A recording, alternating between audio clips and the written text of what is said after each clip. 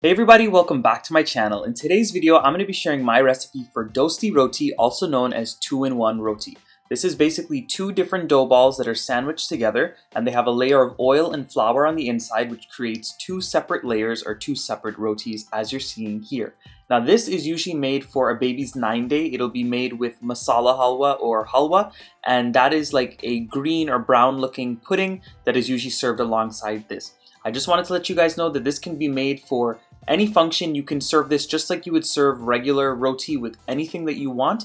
And a lot of people will actually make this to eat with sweet rice or lapsi, which is another type of halwa. And just because it's a little bit lighter than puri, which we usually make, which is a fried flatbread. The first thing that we need to do to make the dosi roti is to mix the dough. So in a bowl, I'm going to go in with some all-purpose flour. If you wanted to, you could mix this with all-purpose flour as well as whole wheat flour. I'm also going to be going in with a little bit of baking powder. And I'm going to be adding in a little bit of sugar. The sugar just helps to keep the roti nice and soft. Some people might use salt instead of sugar, but whichever way you want to do it, you can use one or the other. And I'm also going to be going in with some oil. Now, if you did not want to use oil, you can also use ghee, you can use butter, you can use coconut oil, and you can even use shortening. Whatever you have on hand and whatever you prefer is what you can use. And you're going to go in with clean hands and you're going to mix all of those ingredients really well until everything's combined. And once all of your ingredients are mixed together, it is time to start streaming in some lukewarm water a little bit at a time until we get a soft dough. This is just like if you're making any other type of roti dough. You do not want something that is too stiff and you don't want something that is too hard. I think in total, I used almost a cup of water for my 2 cups of flour, or maybe a little bit less. And this is what my dough looks like after adding in my water. All I'm going to do now is start to smoothen out my dough. I added in just a couple drops of oil on top of this. Again, you can use ghee or butter or whatever you're using, and you just want to keep pressing down on it or using the punching method that I always use and just smoothen it out a little bit. And this is what the dough looks like after I kneaded it. Now you do not want to knead it onto itself, like fold it onto itself, because if you do that, it'll become very tough and it will make very tough and dry rotis. So what you want to do is make sure you use the punching method that I did. And once you get it to this stage, you're going to cover it and you're going to let it sit for about 15 to 20 minutes. And you can let it sit longer if you have the time. Once you let the dough rest for at least 15 to 20 minutes, you can start to separate it into balls. Now in Guyana, when you're making dosti roti, they're made pretty small, almost as if you were making puri. So I'm going to keep them nice and small today. That's the way that I prefer them. But I know in like Trinidad, when you're making dosti roti, they're pretty big. So if you wanted to make them bigger, feel free to do that as well. I'm going to get about 8 rotis from this recipe. So I'm cutting this into 16 pieces because we need 2 pieces each for each roti. And once you get them cut into equal pieces, you're just going to roll them in between your hands until they are nice and smooth balls. And at this point, once I've balled them all off and I've smoothened them out, I'm going to start to show you how to oil them on the inside. So you just want to take a little bit of dry flour and you want to flatten them out really well, almost to about 1/4 inch thick, as you guys can see here. And once I flatten it out just a little bit, I'm going to put some oil on it and then I'm going to sprinkle a little bit of flour. What this is going to do is it's going to create a nice layer or a pocket in between, and that's what's going to give us our dosti roti, or those 2 separate layers. So I put the oil on both sides. Again, if you want to use ghee, coconut oil, shortening, whatever the case is, you can do that. And then you're going to put them on top of each other and you're going to press down on the edges really well, so this way it doesn't separate when you roll it out. And again, you're just going to repeat that process with the rest of your dough balls. You're going to put a little bit of flour, flatten them out really well.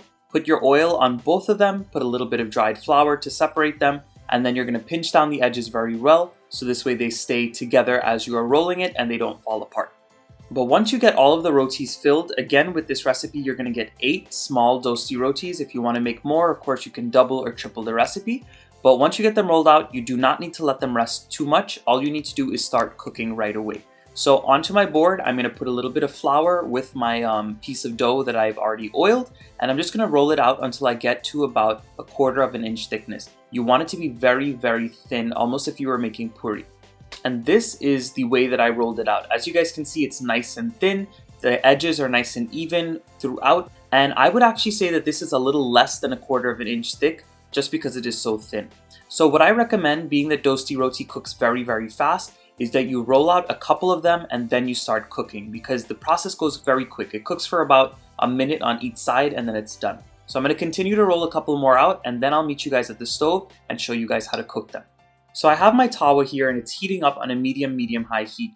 You do not want to have it too hot, because if your pan is too hot and you put that dosti roti on, Being that it's so thin, it can burn or cook too quickly and it can dry out. So you want to be careful of that. So as soon as I get it onto the stove and it's nice and hot, I'm just going to flip it over. I'm going to oil one side and then I'm going to flip it over again right away and I'm going to oil the other side. Once I oil this other side, I'm going to flip it once more and I'm going to allow it to swell or allow those layers to separate and come apart. So as you guys can see, it is happening slightly here. You're going to see all of the little bubbles. Sometimes they swell up a lot, sometimes they don't swell up too much, but they will come apart in the end. You just have to do the next step that I'm going to show you. So just cook it for about a minute on each side until it gets some slight golden brown marks, and then you're going to take it off from the heat. I don't like to make it too crispy because, again, being that they're so thin, they can dry out too much. And once your roti is done cooking, you're going to put it onto a plate that you've put some paper towels on, and you're going to clap it. Now the reason why you're going to clap it is so this way you can release the two layers. So once you give it 1 or 2 claps, you can see that they come apart very easily and you have 2 separate rotis or your Dosti rotis. So I hope you all enjoyed my Dosti Roti recipe today. It was a very quick and a very simple one, and this roti is amazing, guys. It is super soft, super pliable, and as long as you're not overcooking it, it stays nice and soft for many days to come. If you enjoyed this video, don't forget to give it a nice big thumbs up. Subscribe to my channel if you are not subscribed yet. Come on over and join the Matthew's Guyanese cooking family and drop those comments down below. I'll see you guys again very soon. Bye everyone.